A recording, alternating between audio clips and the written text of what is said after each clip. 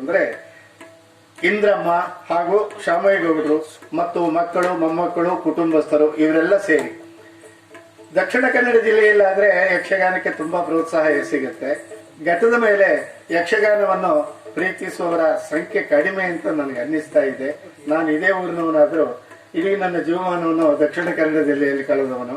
ಆದ್ರಿಂದ ನನ್ನ ಅನುಭವದ ಮೇರೆಗೆ ಹೇಳ್ತೇನೆ, ಇನ್ನು ಮುಂದಾದ್ರೂ ಕೂಡ ಈ ಪುರಾಣದ ಆಳವಾದಂತಹ ಒಂದು ತಿಳುವಳಿಕೆ ಬರಬೇಕು ಅಂತ ಆದ್ರೆ ನಿಮಗೆ ಪುಸ್ತಕ ಓದಿದ್ದಕ್ಕಿಂತ ಹೆಚ್ಚು ಯಕ್ಷಗಾನ ನೋಡಿದ್ರೆ ಸಿಗ್ತದೆ ಅಂತ ನನ್ನ ನಂಬಿಕೆ.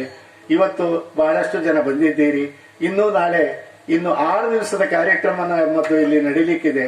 ನಿಮ್ಮ ಹಿತೈಷಿಗಳನ್ನು, ಮಕ್ಕಳನ್ನು, ಬಂಧುಗಳನ್ನು ಕರ್ಕೊಂಡು ಬಂದು ಇದಕ್ಕಿಂತ ಹೆಚ್ಚಿನ ಸಂಖ್ಯೆಯಲ್ಲಿ ಪ್ರೇಕ್ಷಕರು ಕುಳಿತರೆ ಪ್ರೇಕ್ಷಕರೇ ಕಲಾವಿದರಿಗೆ ಪ್ರೋತ್ಸಾಹ, ಪ್ರೇಕ್ಷಕರಿಲ್ಲ ಅಂದ್ರೆ ಕಲಾವಿದರಿಗೆ ನಿರುತ್ಸಾಹ.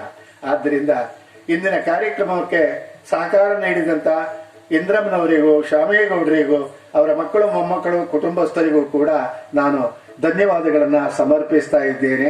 ಮಾತ್ರವಲ್ಲ, ಶ್ರೀಯುತ ದೇವಿತೋ ನಾಗೇಶ್ವರ್ ಅವರು ಈ ಊರಿಗೊಂದು ಆದರ್ಶ ವ್ಯಕ್ತಿ ಅಂತ ನಾನು ಇವತ್ತಲ್ಲ, ನನಗೂ ಅವರಿಗೂ ಸುಮಾರು 40 ವರ್ಷಗಳಿಂದ ಸ್ನೇಹ ಸಂಬಂಧ ಇದೆ. ಅವರ ಬಗ್ಗೆ ನನಗೆ ಅಪಾರವಾದ ಅಭಿಮಾನ ಇದೆ. ಸ್ವಾರ್ಥ ಭಾವನೆಯ ಸಂಕುಚಿತ ಸ್ವಭಾವ ಅವರಿಗಿಲ್ಲ. ಏನಿದ್ರೂ ತ್ಯಾಗ ಮನೋಭಾವ. ಎಲ್ಲಿವರೆಗೆ ಅಂದ್ರೆ ಪ್ರಾಣಿಜನ್ಯವಾದ ಯಾವುದೇ ವಸ್ತುವನ್ನು ಅವರು ಸೇವಿಸುವುದಿಲ್ಲ. ಹಾಲು ಕುಡಿಯಲ್ಲ, ಮಜ್ಜಿಗೆ ಕುಡಿಯಲ್ಲ, ತುಪ್ಪ ತಿನ್ನಲ್ಲ, ಬೆಣ್ಣೆ ತಿನ್ನಲ್ಲ, ಜೇನುತುಪ್ಪ ತಿನ್ನಲ್ಲ.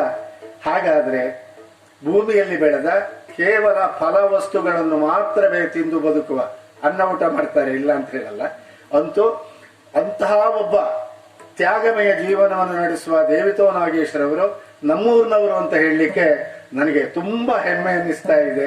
ಅವರಿಗೆ ನಾನು ಮತ್ತೊಮ್ಮೆ ಧನ್ಯವಾದಗಳನ್ನು ಸಮರ್ಪಿಸ್ತಾ ಇದ್ದೇನೆ. ಇಂದಿನ ಈ ಕಾರ್ಯಕ್ರಮಕ್ಕೆ ತುಂಬು ಹೃದಯದ ಪ್ರೋತ್ಸಾಹ ನೀಡಿದವರನ್ನು ಮಾನಿಸಬೇಕು ಅಂತ ಸನ್ಮಾನ್ಯ ದೇವಿತೋ ನಾಗೇಶ್ವರ ಅವರು ವಹಿಸಿದ್ದಾರೆ. ಶಾಮೇಗೌಡರು, ಇಂದ್ರಮ್ಮನವರು ದಯಮಾಡಿ ವೇದಿಕೆಗೆ ಬರಬೇಕು ಅಂತ ಹೇಳಿಕೊಡ್ತಾ ಇದ್ದೇನೆ.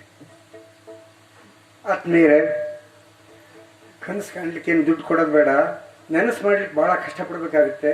ನನಗೊಂದು ಕನಸಿತ್ತು ರಾಮಾಯಣದ ಬಗ್ಗೆ ಹಬ್ಬ ಆಗಲಿ ಅಂತೇಳಿ. ಇವತ್ತಿಗೆ 1 ತಿಂಗಳ ಹಿಂದೆ ಏಪ್ರಿಲ್ 10 ರಾಮನವಮಿ ಆಗಿತ್ತು. ನಾನು ಅಯೋಧ್ಯೆಯಲ್ಲಿದ್ದೆ. ಅಲ್ಲಿ ಸರಯೂ ನದಿಯಲ್ಲಿ ಸ್ನಾನ ಮಾಡಿದೆ. ಲಕ್ಷಾಂತರ ಜನ ಸ್ನಾನ ಮಾಡ್ತಿದ್ರು. ರಾಮನ ಬಗ್ಗೆ ಎಷ್ಟು ದೊಡ್ಡ ಶ್ರದ್ಧೆ ಇದೆಯಲ್ಲ, ನಮ್ಮೂರಲ್ಲಿ ಅಂಥದ್ದು ಇದೆಯಾ, ಇರಬಾರ್ದಕ್ಕೆ ಅಂತ ಆಲೋಚನೆ ಮಾಡಿ ರಾಮಾಯಣ ಶುರು ಮಾಡಿದ್ವಿ. 1ನೆಯ ಉದ್ದೇಶ. 2ನೇದು ಹೊಸಳ್ಳಿ ಮೇಳ ನಮ್ಮದೇ, ಇಲ್ಲಿದು. ಇದು ವೈಭವಗೊಳ್ಳಬೇಕು. ನಮಗೆ ಮಂದಾರ್ತಿ ಮೇಳ, ಧರ್ಮಸ್ಥಳ ಇತ್ಯಾದಿ ವೈಭವಗೊಂಡಿದೆ. ಈ ಮೇಳ ಕೂಡ ಅಷ್ಟೇ ವೈಭವ ಆಗಬೇಕು. ನಮಗೂ ಒಂದು ಆಸೆ ಆಗುತ್ತೆ, ಮುಂದಿನ ವರ್ಷ ಕೂಡ 7 ದಿವಸ ಎಲ್ಲಾರಾದ್ರೂ ನಮ್ಮ ಹೆದ್ದೂರು ಸುತ್ತಮುತ್ತ ನಡೀಲೇಬೇಕು. ನಾವು ಅದಕ್ಕೆ ಸಹಕಾರ ಕೊಡ್ಬೋದು. ಅದರಲ್ಲೂ ಪ್ರಸಂಗಗಳು ಬೇಕಾದಷ್ಟಿದೆ, ಮಹಾಭಾರತ, ಭಾಗವತಗಳು. ಅದಕ್ಕಾಗಿ ನಾವು ಪ್ರಯತ್ನಿಸೋಣ. ಯಾರು ಯಾವ ಕಾರಣದಿಂದ ಹಿಂದೇಟು ಹಾಕ್ತಾರೆ, ಸಂಖ್ಯೆ ಕಡಿಮೆ, ಯಾವ ಕಾರಣದಿಂದ ಹಿಂದೇಟು ಹಾಕ್ತಾರೆ, ಅವರಿಗೆ ರಾಮನ ಜ್ಞಾನ ಬೇಡವೋ ಅನ್ನೋದ್ರ ಬಗ್ಗೆ ನಾವು ಆಲೋಚನೆ ಮಾಡೋಣ. ಈಗ ನಮ್ಮದೊಂದು ವಿಶೇಷ ಅಂದ್ರೆ 7 ದಿನ ಹೀಗೆ ನಡೆಯೋದು, ಯಾರು ಆಡಿಸೋದು, ಯಾರ ಮನೆಯಲ್ಲ ಗಣ ಹೋಮ, ಅವ್ರು ಊಟ ಕೊಡೋದು, ಏನು ನನಗೂ ಅರ್ಥ ಆಗ್ತಿಲ್ಲ. ನಾನು ಶೂನ್ಯದಲ್ಲಿ ಇದ್ದೇನೆ. ಈಗ ಇವತ್ತು ಶಾಮೇಗೌಡರು ಮತ್ತೆ ಇಂದ್ರಮ್ಮ ನಮಗೆ ಹತ್ತಿರದವ್ರೆ. ಅವ್ರು ಏನ್ ಮಾಡಿದ್ರು ಅಂದ್ರೆ, ಹತ್ರ ಅಲ್ಲ ಮನೆ, ಇಲ್ಲೊಂದು ಗಣಪತಿ ಇಡ್ತೀವಿ. ನನ್ನ ಉದ್ದೇಶ ಗಣಪತಿ ಇಡಿ, ಅರ್ಚಕರು ಇವರೇ ಇದ್ದಾರೆ, ಒಂದು ಹಣ್ಣು ಕಾಯಿ ಕೊಡಿ ಸಾಕು, ಮನೆಯವರು ಕ್ಲೀನ್ ಇರ್ತದೆ. ಅಲ್ಲಿ ತನಕ ಏನಂದ್ರು ಬಹಳ ಒಳ್ಳೆ ಮಾತು ಹೇಳಿದ್ರು. ಯಾವಾಗಲಿಂದ ನಮ್ಗೆ ಸೂಚನೆ ಕೊಡಿ, ಅವತ್ತಿನಿಂದ ನಮ್ಮ ಮನೆಯಲ್ಲಿ ಹಿಂಸಾಹಾರ, ಮಾಂಸಾಹಾರ ಅವೆಲ್ಲ ಇರ್ದಿದ್ದಂಗೆ ನೋಡ್ಕೋತೀನಿ ಅಂದ್ರೆ ಖುಷಿ ಆಯ್ತು. ಆಗ ರಾಮನ ಹೆಸರು ಹೀಗಾರು ನಡೀಲಿ ಅಂತೇಳಿ ಆಯ್ತು. ಅದನ್ನು ಮುಂದುವರೆದು ಇವತ್ತಿನ ಪ್ರಾಯೋಗಿಕತ್ವ, ಇವತ್ತಿನ ಆಟದ ಖರ್ಚು ಇದನ್ನು ನಿಭಾಯಿಸ್ತಾ ಇದ್ದಾರೆ ಅವರು. ಅವ್ರ ಬಗ್ಗೆ ನನಗೆ ಹೆಚ್ಚಿನ ಗೌರವ ಇದ್ದೇನೆಂದ್ರೆ ಅವ್ರನ್ನ ಈ ತರ ಗೌರವಿಸ್ತೀನಿ. ಇಲ್ಲಿ ಏನು ನಮ್ಮ ವಿದ್ಯಾರ್ಥಿ ಹಿಡಿದಿದ್ದಾನೆ, ಅದರಲ್ಲಿ ಸರಿಯೂ ನದಿ ತೀರ್ತಾ ಇದೆ, ಜಲ ತುಂಗಾ ನದಿ ತರದೆ. ಇನ್ನೊಂದು ಸರಿಯೂ ನದಿಯ ಅಯೋಧ್ಯೆಯ ಮಣ್ಣಿದೆ, ಮೃತ್ತಿಕೆ, ಅದರ ಸಾನ್ನಿಧ್ಯ ಇಟ್ಕೊಂಡು ಮಾಡ್ತಾ ಇದ್ದೇವೆ. ಇದನ್ನ ನಾನು ರಾಮಗೆ ಸಮರ್ಪಣೆ ಮಾಡ್ತಾ ಇದ್ದೀವಿ. ಅದನ್ನ ನಂತರ ಈ ಭೂಮಿಯಲ್ಲಿ ಇಡ್ತೀವಿ. ಇದು ಸರಿಯೂ ನದಿ ತೀರ್ಥ. ಮತ್ತೊಂದು ಅಯೋಧ್ಯ, ರಾಮ ನಡೆದಾಡಿದ ಮಣ್ಣಿನ ಧೂಳು ಕಣ ಅದರಲ್ಲಿದೆ, ತಂದಿದ್ದೀನಿ. ಈ ಅದರ ಸಾನ್ನಿಧ್ಯದಲ್ಲಿ ಕಾರ್ಯಕ್ರಮ ನಡೀತದೆ. ಯಾವುದೇ ಬೃಹತ್ತಾದ ಕಾರ್ಯಕ್ರಮ ಸಣ್ಣದಲ್ಲಿ ನಡೀತದೆ, ಎಷ್ಟೇ ದೊಡ್ಡ ಮರ ಸಣ್ಣ ಬೀಜ. ಆ ಥರ ಇವತ್ತಿನ ದಿನ ತೆಗೆದು ಇನ್ನು 6 ದಿನ ಏನಿದೆ, ನೀವು 10 ಜನ ಕರ್ಕೊಂಬರಕ್ಕೆ ಮಾಡಬೇಕು. ಇದನ್ನು ಸವಿಬೇಕು. ಇದು ರಾಮಾನುಗ್ರಹ ಇರಲಿ ಅಂತ ಬಯಸಿ ಇದಕ್ಕೆಲ್ಲ ವಿಶೇಷ ಕಲಾವಿದರೆಲ್ಲ ಇದ್ದಾರೆ, ತುಂಬ ಹಿರಿಯ ಕಲಾವಿದರು, ತುಂಬ ಅನುಭವಿಗಳು. ಇವರ ಅಭಿನಯ ನೋಡಿದ್ದೀನಿ. ಇದಕ್ಕೆ ಹೇಗೋ ಅನುಗ್ರಹಿಸ್ತಿದ್ರು. ಹೊಸಳ್ಳಿ ಮೇಳಕ್ಕೆ ಅವರು ಪ್ರಸಂಗ ಪ್ರಾರಂಭದಿಂದಲೂ ನಿರ್ದೇಶನ ಮಾಡ್ತಾ ಬಂದಿದ್ದಾರೆ. ರಮೇಶ್ ಮಂಗಳಗಾರು ಮತ್ತು ಇದರ ಅಣ್ಣಾಜಿರಾವ್ ಇದ್ದಾರೆ ಮಾಲೀಕರು. ಅವರು ನಾನು ಇದನ್ನು ಸಂಕಲ್ಪ ನಡೆಸ್ತೀನೋ ಅಥವಾ ಅವ್ರು ನಡೆಸ್ತಿದ್ರು ನನಗೆ ಅರ್ಥ ಆಗ್ತಿಲ್ಲ. ನಿಂಗೆ ಅವ್ರ ನಡವಳಿಕೆ ಕಂಡು ನನಗೆ ಸ್ವಲ್ಪ ಮುಜುಗರ ಆಗುತ್ತೆ, ಸಣ್ಣ ಆಗ್ತೀನಿ ನಾನು, ಸಾಲದು, ನಾನು ಇನ್ನೂ ದೊಡ್ಡವನಾಗಬೇಕು.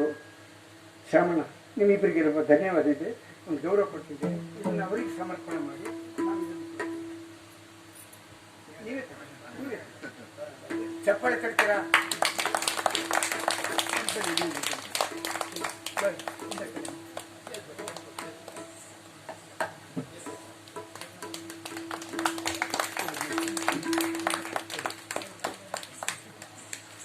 ಕೊಡುಗೆ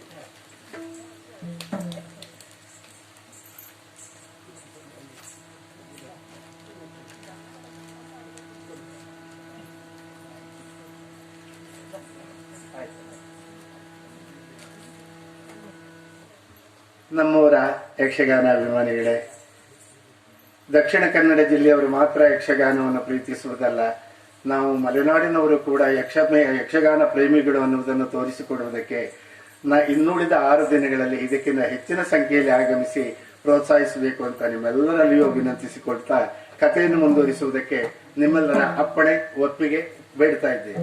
ನಮಸ್ತೆ.